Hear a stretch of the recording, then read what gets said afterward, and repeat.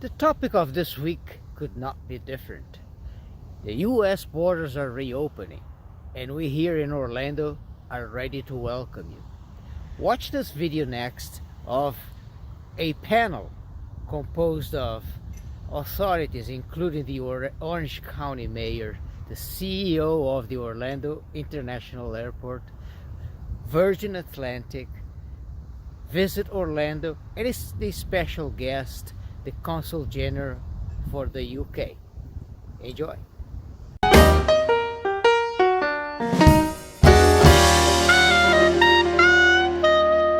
We're going to start with Her Majesty's Consul General Nicolette Brent by asking, the ban on British travel for the past 18 months has had a massive economic effect on Central Florida, namely in travel and tourism sectors, but also in various areas of business and commerce. Please tell us the importance of the business and tourism connection between Britain and Orlando. Thank you very much, Justine. And first of all, thank you so much to you for putting on this event and to Grove Park for hosting it.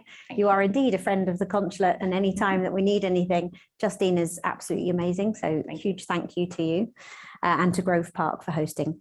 The UK-US relationship, it's extremely important. The Transatlantic Alliance we are allies like no others. That's the business relationship. So we have over $1 trillion invested in each other's economies. We provide jobs on both sides of the Atlantic. And then there's also the tourism element as well. Obviously, for Florida, that's hugely important.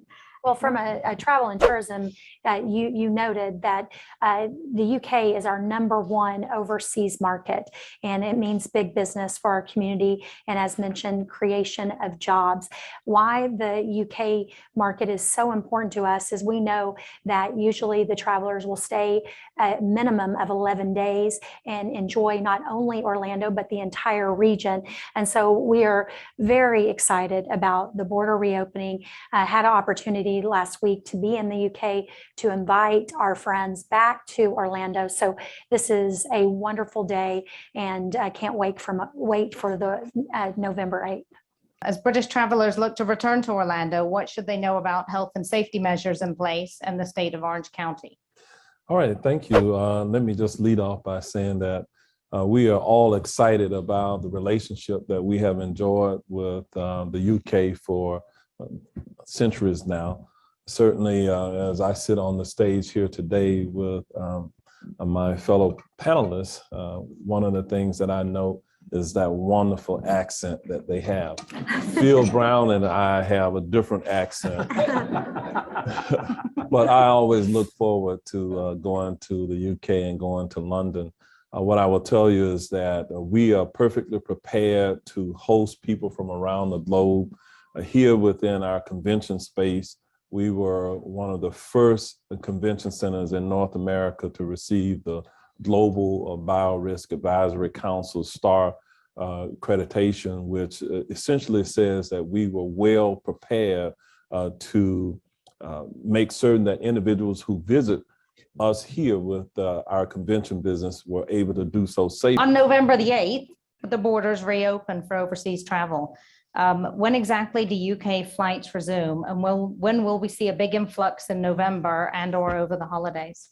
Well, I think Simon will be able to tell you how big it's going to be from Virgin Atlantic standpoint, but we've got Heathrow service, which will mark the first time that we've ever had Heathrow service with Virgin Atlantic on November the 8th. And then you've got Edinburgh, Manchester, British Airways starts November 15th. And then Aer Lingus is going to be having Manchester service. When Thomas Cook went under several years ago, that caused a temporary deficit in terms of capacity for the British, because Thomas Cook brought a lot of 747s over here when airlines used to fly 747s, and not many of them are flying anymore. But we're looking for full flights. Our operations people have been in discussions, detailed discussions with Customs and Border Protection, because that's the first impression for most British passengers. But we have some technology, facial recognition that can be utilized, and there's some apps that we were trying to make sure that everybody's aware of.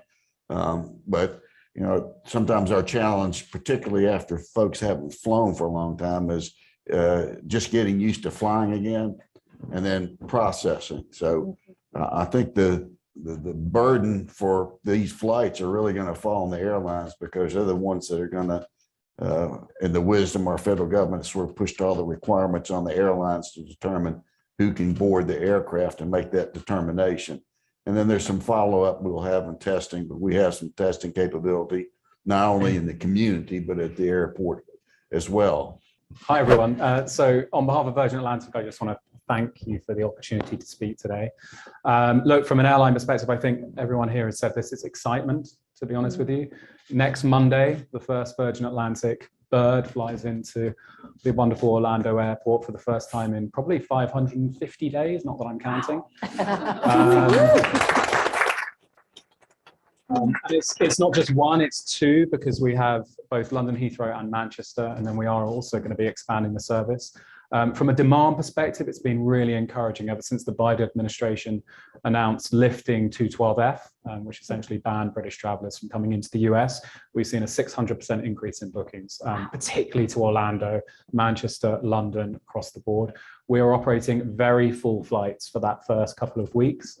And in addition to that, we've actually had to upgauge our aircraft onto a larger aircraft. So we've got we don't have a 747, that actually burns quite a lot of fuel, but we've got the 350 coming in, which is our flagship product as well.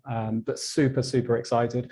In the crowd over there, Nikki, who works for Virgin Holidays, she is actually in Virgin Red today, which we love. She is going to be accepting a lot of those customers who are going to be obviously experiencing many of the attractions of Orlando. It is absolutely one of our flagship markets. We're called Virgin Atlantic, and we simply wouldn't be the Atlantic without obviously, the skies being open between the US and the UK. So we're incredibly excited to come back.